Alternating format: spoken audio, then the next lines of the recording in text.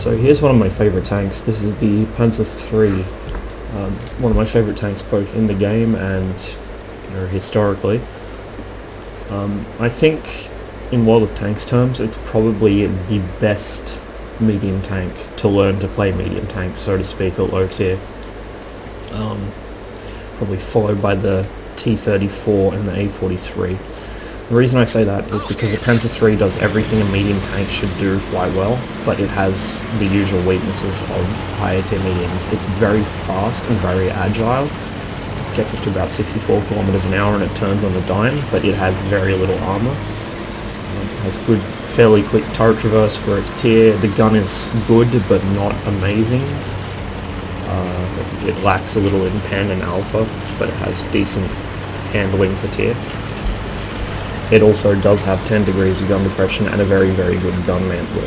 So it's kind of like, in terms of its mobility and the fact that it's largely unarmored, it sort of teaches you to play the Soviet tanks at higher tiers, and in having good gun depression and good turret, it's like, here's how you play a Centurion or a Patton or whatever.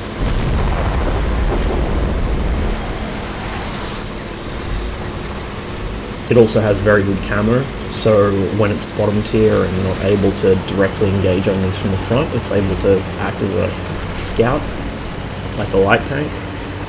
Obviously it doesn't have a light tank camo, so it doesn't retain camo while on the move like light tanks do, but it still has very good static camo, which is useful for passive scouting. So you can see here I'm just looking for shots on this Lee, at the same time trying to spot anything coming down here, which happens to include the M7. I get a quick shot into him, and then back off. Now I do have 6th Sense on this crew now, and I wasn't spotted, but I just didn't want to stay there and push my luck. Especially since I knocked a building right next to the position I shot from. So I'm moving down here now. You can see I'm moving around a bit looking for shots. I'm not just sitting still expecting the enemies to drive in front of my gun. This is how you play a medium tank. You have to actively seek shots and move from position to position to get better ones. Especially, this gun has decent penetration but not brilliant, so flanking is imperative when you're bottom tier. You absolutely have to. Even as top tier, flanking is a good idea. So now I got a Hetzel lit. I'm not going to let him get away with that. And I'm finally spotted, but I just make sure I get the kill on him, so he can't wreck my team in the north before I pull back into cover. And that's the guys across the bridge shooting at me, but I wanted to kill the Excelsior as well. So you can see I got away with that. Managed to kill 2 tanks without losing any hit points yet. The M7's gone down into that gully there and he's heading down the ramp into his own base, which is good. It removes him from being able to shoot at me as I cross this open field. I was a bit worried that the T-40 would take a shot at me, but apparently he had bigger worries in the north. So I'm going to take a little shortcut down here and try and get behind the M7. Unfortunately he was coming back up. You can see I've gone to gold because I don't want to bounce, and this gun can be unreliable, and he does the same thing, he also goes to gold.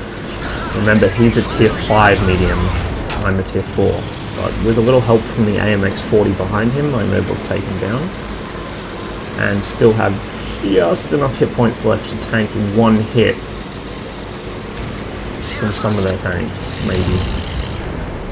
So this guy gets spotted. I sure enough want to put shots into him. See, the gun is accurate for a tier 4, but it still aims kind of slow. It doesn't shoot on the move real well, and it can send shots to the edge of the circle. It's very much like the T-34's 57mm buzzsaw. Usually the first shot will go into dirt, and every following shot will actually go into the tank you're aiming at. With these high rate of fire guns, it's almost worth just firing even before you're aimed, because you're going to be reloaded in time to aim in anyway.